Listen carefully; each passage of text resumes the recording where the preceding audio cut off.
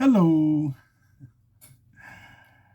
Today is Thursday, February 8th. This is a sideshow. I'm Theodore Parker and coming to you from Kentucky, Lexington specifically. This is a sideshow again. I'm Theodore Parker. In this area of Kentucky, today the high in temperature will be 61. Presently, it's around 41 degrees. More clouds than sun today. Highs in the low 60s. Rain possible Friday evening. Winter storm will bring inches of snow to parts of the west. Today's sunrise, 7:36 a.m. Sunset, 6:08 p.m. Wind around 7 miles per hour. And the AQI, Air Quality Index, good at 34. So if you're watching the sideshow on Facebook and Instagram, Facebook being 20 years old this year, don't forget to like, comment, and share. Talk about it on WhatsApp. If you're watching the sideshow on YouTube, don't forget to like, comment, share, and subscribe. And of course, the Sideshow coffee cup, black 11-ounce ceramic with the Sideshow logo on it in white letters. Dishwasher safe, good for all beverages, hot and cold. Buy from me for $17 plus shipping and handling. And a thought occurred to me, if you're kind of cautious about me knowing where you live and shipping the cups to you, you can always get a post office box. I think the last time I checked, it was around $10 per month. And if it's gone up some, then you'll know when you go to inquire. That way you can receive your coffee cups anonymously. After you pay, of course. Pay me through Cash App, $TR Parker 1, my Cash App tag.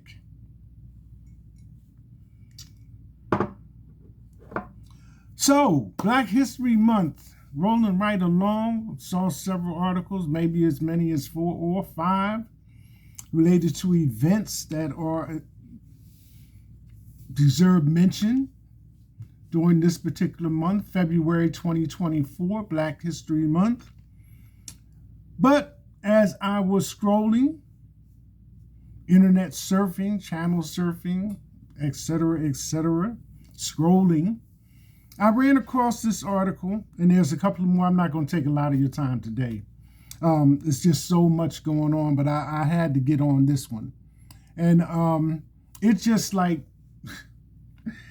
I was laughing so hard, tears ran down my face. But anyway, a picture of LeBron James' feet has gone viral. What years of professional basketball can do.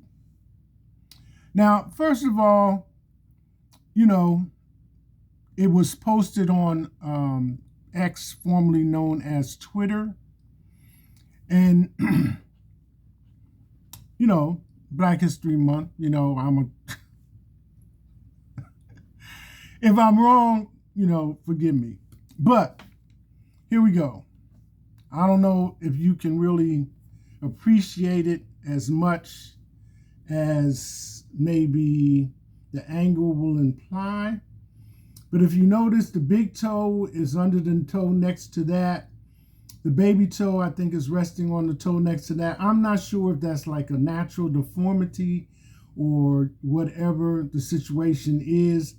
But believe me, this picture took off, went viral.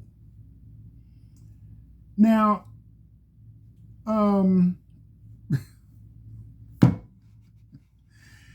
going to kind of talk for a few minutes like I would if I was around like my friends. because some of the responses on X were like, this is a sacrifice to pay for success. Okay. And some of the other comments following were like, this is how you make $1 billion, $1 billion. These same feet makes him billions yearly. Some of the comments that came through. LeBron's feet bear the scars of a legendary basketball journey, unbreakable dedication, awe-inspiring achievements.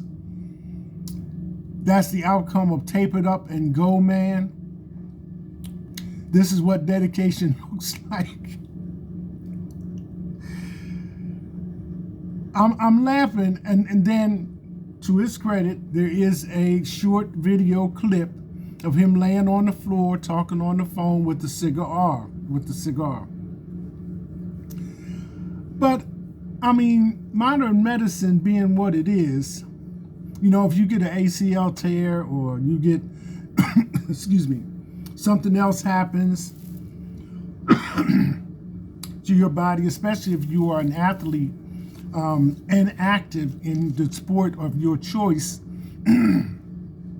that's why they have medicine and the specialty field of sports medicine. So at the very least, for cosmetic reasons, I would think that he would have that condition corrected. The other thing is that I know that anytime your feet are deformed, it's because you have not been wearing the correct shoes. Whether it's bunions, which are operational, you know, you can correct bunions, you can correct calluses, you can correct corns, any kind of foot condition you have, you can correct it. But I couldn't even stop laughing about it because, I mean, I know martial artists who kick objects and have been martial artists for years that don't have feet that look like that. Okay? I'm sorry. And MMA fighters kick objects and people and don't have feet that look like that. So, you know, billions notwithstanding, with all that money, you could have that fixed, billions of dollars worth. But, and then seeing him do have poster moments, slam dunking on people and, you know, crossovers and spins and twirls, and all of a sudden you're going to show us your feet? So at first I just took it to be, well, Shaq did the same thing, showed his feet. But Shaq is just big, so he's just going to have big feet anyway. But you know how you can like flex your toes and, you know, put them in different positions, and, you know, just like your fingers, you can cross them and do various other little things with them. They don't have to always be, you know, like straight in a natural position.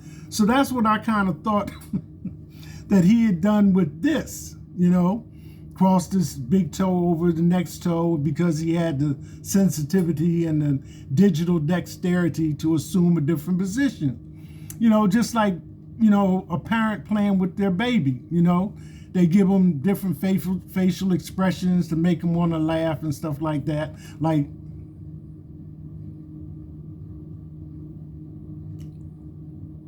you know, to get a reaction. So I can imagine him sitting around, nothing to do, nothing on his mind, and he's just like flexing his toes in different positions. But, you know, so I just had a good laugh over it because, you know, with modern medicine being the way it is, I don't think they would allow him to walk around with feet in that condition. And if it is true,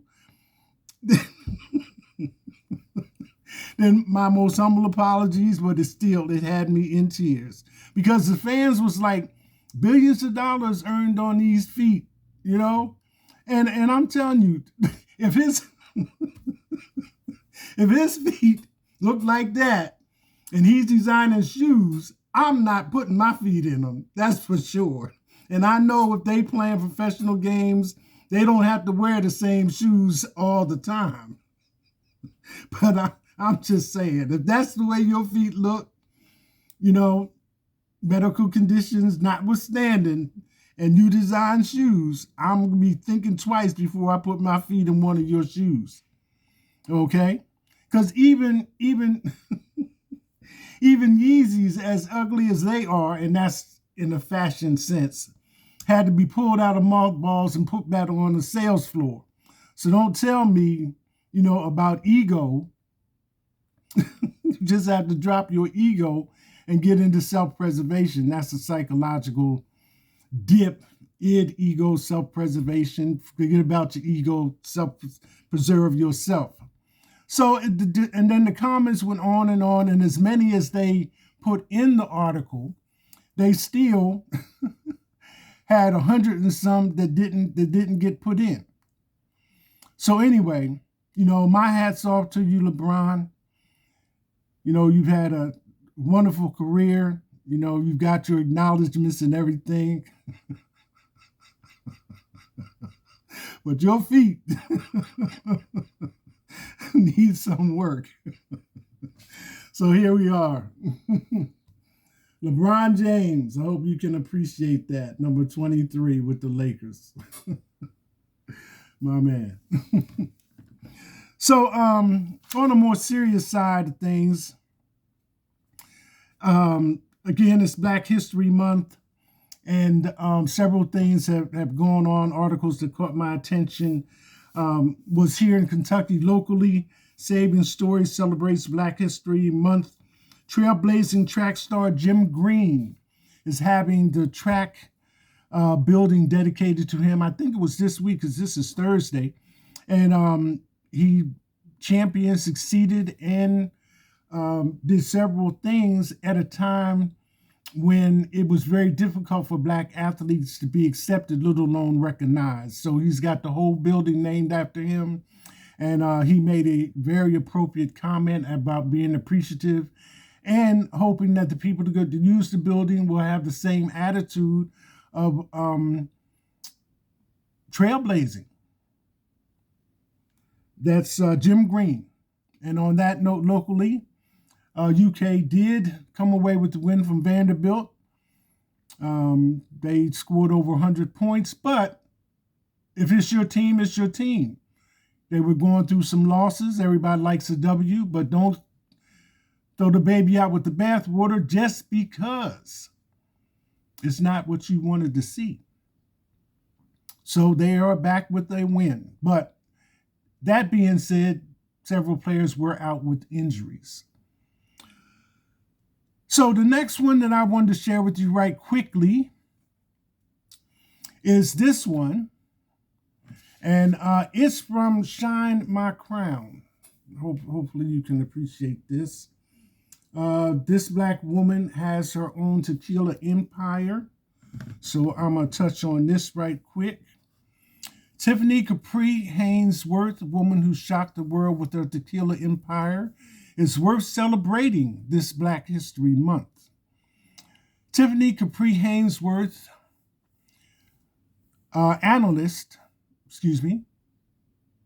that's a picture of her. Washington, D.C. analyst Tiffany Capri Hainsworth has etched her name in history books as the first Black woman to helm a tequila empire.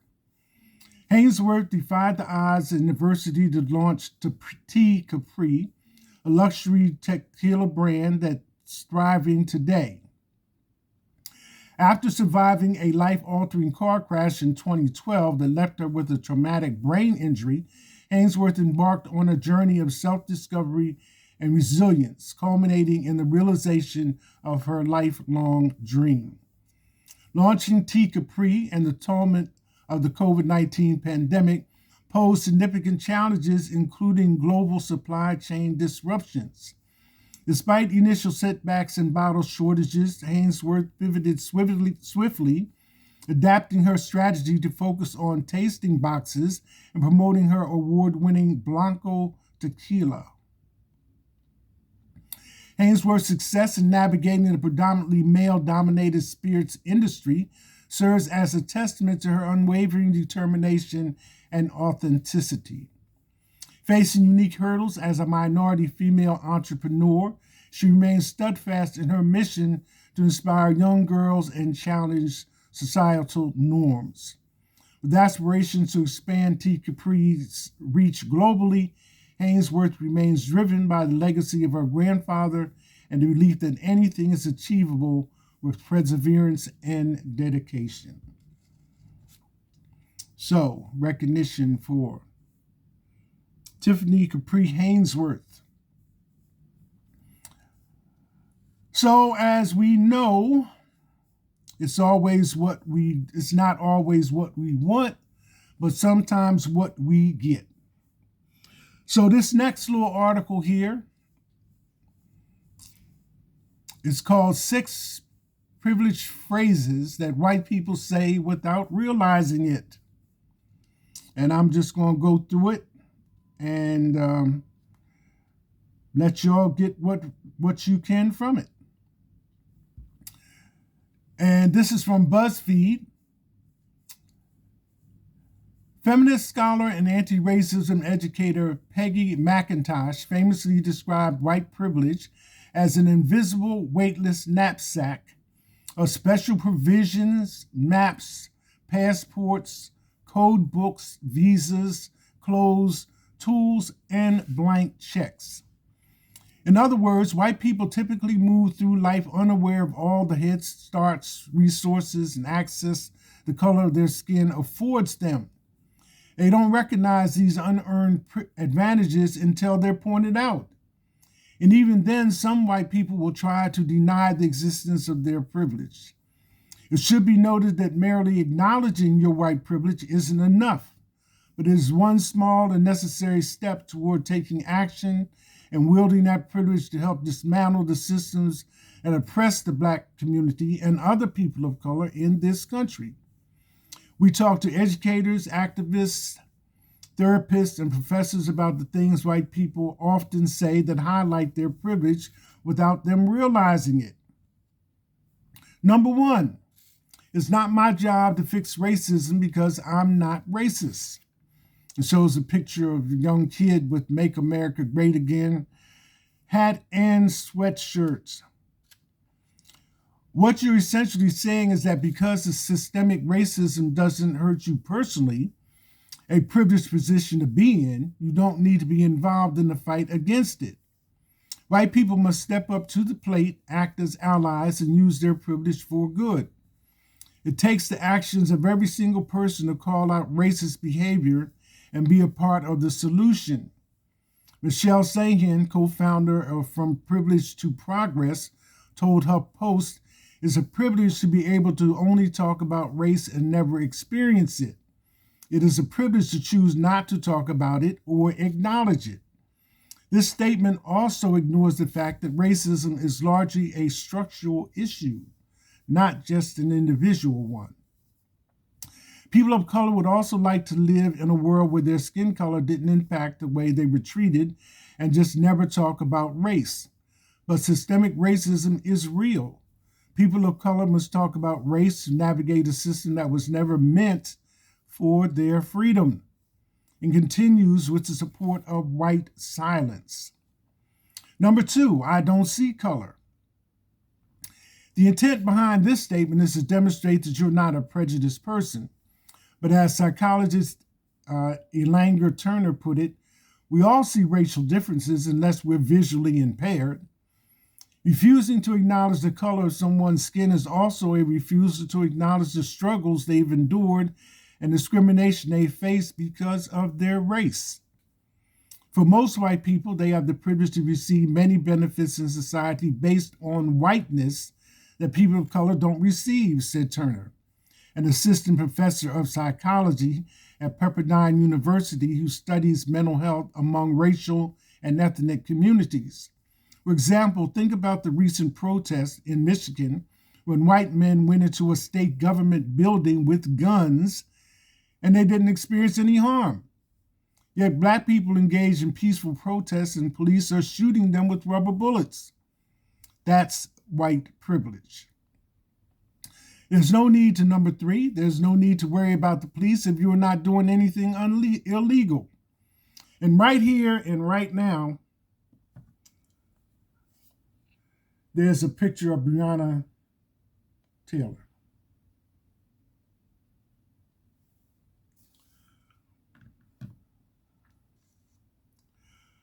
It continues, the way white people perceive and interact with law enforcement is far different from the way Black and Latino people do. Black people have been killed by police while doing everyday activities. Botham Jean was eating ice cream in his living room. Breonna Taylor was sleeping in her bed. And Atiana Jefferson was playing video games with her nephew, just to name a few. There's also a history of police disproportionately pulling over, stopping, and arresting Black people over minor infractions or for no apparent reason. And as was the case with George Floyd, the Minneapolis man who was killed in police custody after allegedly buying cigarettes with a counterfeit $20 bill, even minor incidents can escalate into deadly violence. White people often claim that Black people specifically should have nothing to worry about if they, Black people, aren't doing anything illegal, said an anti-racism educator, Maisha T. Hill, author of Check Your Privilege, Live into Work.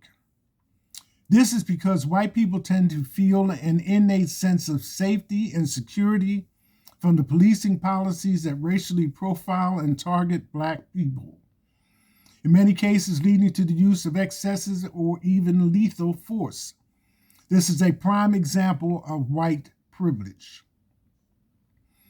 Number 4, I don't want to post about racism on social media because I'm scared of the backlash.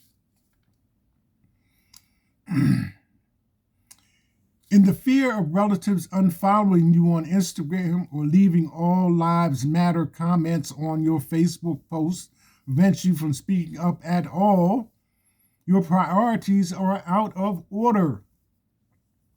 Refusing to use your voice and platform in this way is putting your comfort above all else, even above humanity, Sahin said. It is a privilege to not have to take risk of alienating yourself from others. It is saying that the drama or backlash you don't want to face from potential racists is more important than speaking out against innocent people being oppressed. Number 5, I don't have white privilege. And here is a picture of Kapotacek kneeling at the football game. Some white folks insist white privilege doesn't apply to them because they're not wealthy or because they worked hard for what they have or because their life has been a struggle in any number of ways. They get defensive when they hear the term because they don't really understand it. White privilege doesn't mean all white people live charmed lives. It simply means that the color of your skin is not one of the reasons you may experience personal or professional hurdles, said Abigail Makepeace, a marriage and family therapist who specializes in trauma. For white people to dismiss the benefits they reap because of their whiteness only goes to show how obvious, oblivious, and privileged they really are. The mere assumption that someone does not benefit from systemic privilege reveals how inherently unaware they may be of systemic racism, Makepeace said. Ignorance of complicity indicates that someone has been protected from and sheltered by the system, a luxury that POC, people of color, have never had. And number 6, I'm not sure when I should start talking to my kids about racism. One of the most common concerns Hill hears from white moms is not knowing when or how they should broach the subject of racism with their children. The question itself demonstrates that white parents have the ability to wait for the right time to talk to their kids about racial discrimination. Parents of color are often forced into having those conversations with their kids at a young age. This urge to shelter their white children from the realities of racism is directly born of their own white privileges. Black, brown, indigenous, Asian, Pacific Islander, people of color do not have the luxury of putting blinders up to shield our children from racism, Hill said. Our livelihoods depend on us constantly having these heart-wrenching conversations with our children, from early ages about why they have to behave differently from white children, what to do if they pulled over by the police, because our safety is never guaranteed. Conversations about race need to become the norm in white homes too, Sahin said, in order to teach anti-racism and raise socially conscious and inclusive children to be a part of the solution.